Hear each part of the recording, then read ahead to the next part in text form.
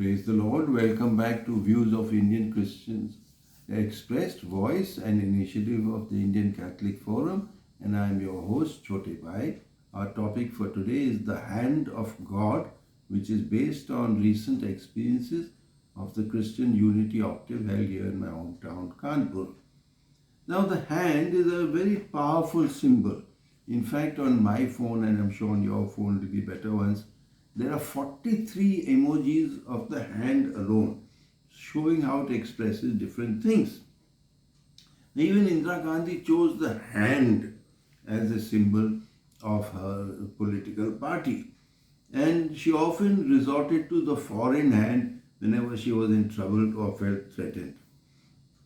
But the term the hand of God became famous in 1986 because of the shenanigans of the footballer Diego Maradona of Argentina. This happened during the quarterfinals of the World Cup on the 22nd of June 1986 held in Mexico. The match was between Argentina and arch rivals England. And remember, this took place just 4 years after the Falklands War in 1982 when these two countries fought bitterly against each other.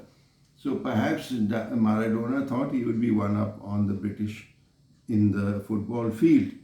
What happened was that he scored an important goal, but subsequent TV replays showed that he had scored the goal with his hand and not with his head.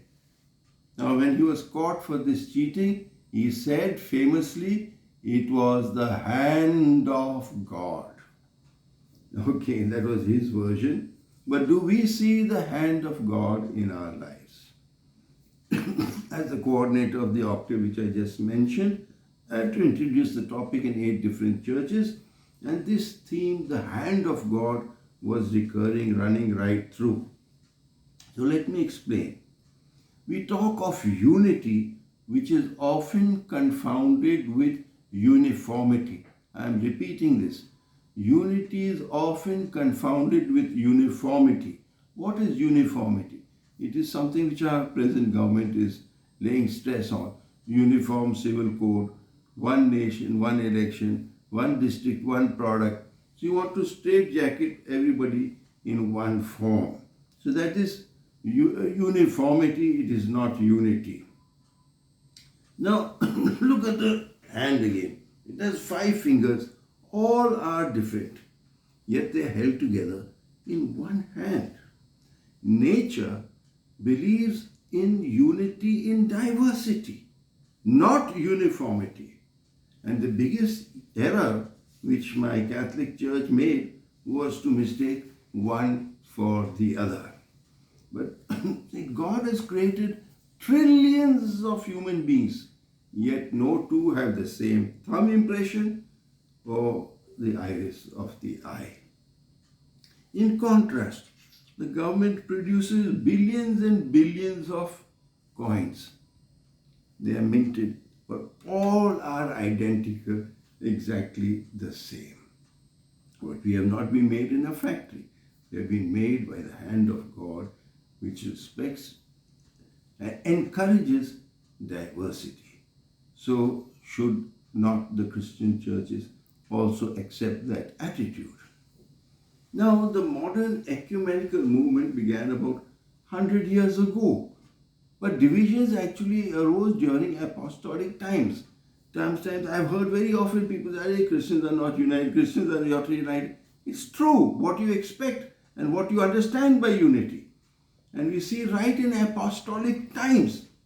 In Acts chapter 6:1, we see the Hellenists who were Greek were cribbing against the Hebrews because of the distribution of food to the widows. And then in Corinth, St. Paul has to lament, "Brothers, it is clear that there are serious differences among us. Every one of you is declaring, 'I belong to Paul, I belong to Apollos, I belong to Cephas, I belong to Christ.' Has Christ been split up?" 1 Corinthians 1:12 to 13. Now, if such divisions were there, in apostolic times, then we should not be alarmed by them today. And I would not call them divisions. I would rather say differences or distinctions. So how do we address this situation today? As I said, the first thing to avoid thinking of uniformity as unity. Now, the most recent example of this happened in Ernakulam Archdiocese in Kerala, where the hierarchy tried to impose one form of uniform liturgy on the people, and they strongly resisted it. On the other hand, the Catholic Church was actually aiming at organic unity of all the churches coming together under the headship of Rome.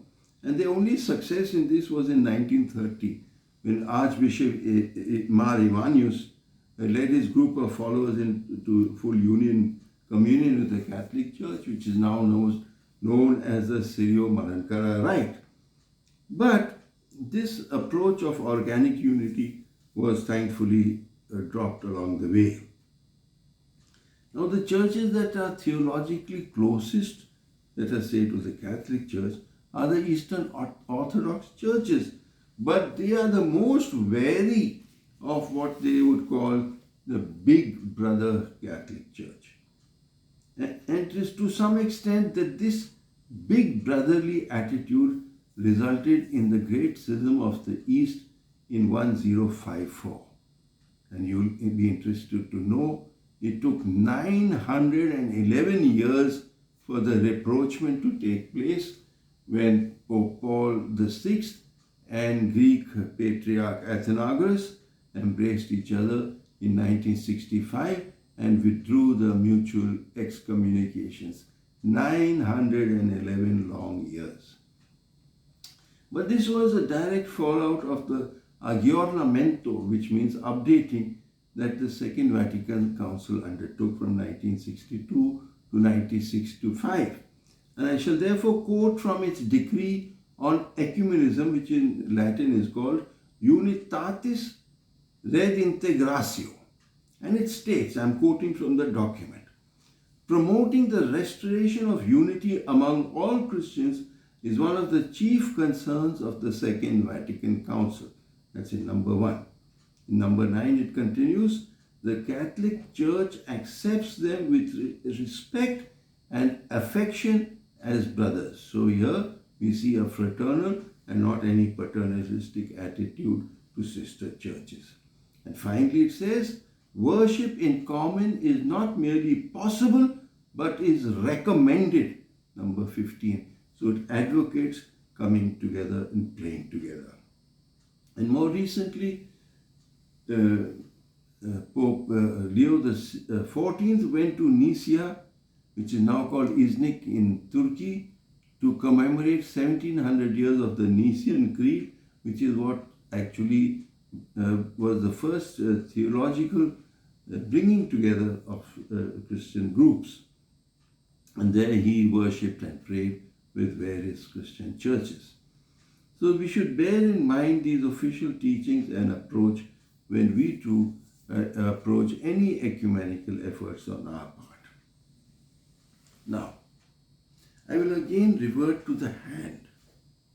In today's adverse circumstances, where we are under constant threat and the attacks on our community peaked at December, Christmas time last year, it is imperative to stand united. Now, these 5 disparate fingers can join together to form a fist, and it packs a punch. If we don't swim together, we will sink one by one. So coming together in prayer and worship is the first and important step. Now, I will show you another image of the hand which is rather uncommon. Here it is. What is this? This is what we call a back scratcher. But look at the shape of the fingers of this. It's like this. when do we use fingers like this? To scratch. That means to scratch, to criticize, to pull somebody down, to catch somebody by the collar and pull them down. Sadly, some of us are shaped like that kind of a hand. But the lesson here is we must abjure all forms of criticism of sister churches. In like manner, there should be no sheep stealing. Competition should be replaced with cooperation, especially in our services to the nation and various sectors. Now, my fourth image of the hand is the hand with a pen in it. We remember the old saying, the pen is mightier than the sword. And the pen today is the media. Mainstream media, electronic media, print media, and social media. We should use it to the maximum to share the truth at which we believe in and to avoid all forms of disunity. And I will conclude with another warning of the hand. Those of you who are familiar with the Old Testament will remember King Belshazzar, the son of Nebuchadnezzar. He saw writing suddenly appearing on the wall and he was mortified and he could not understand. In fact, he was having a party and eating and drinking when this occurred. Then they called for the prophet Daniel, chapter 5, verse 5, and he interprets the warning from God to that man who was enjoying himself. So I ask you, should we be foolish and blind like Belshazzar and wait for God to give us a stern warning? Or should we not unite, pray, and work together while there is still time? And surely the hand of God will be upon us. Thank you so much for watching. Please do like, share, subscribe, and comment. God bless you all.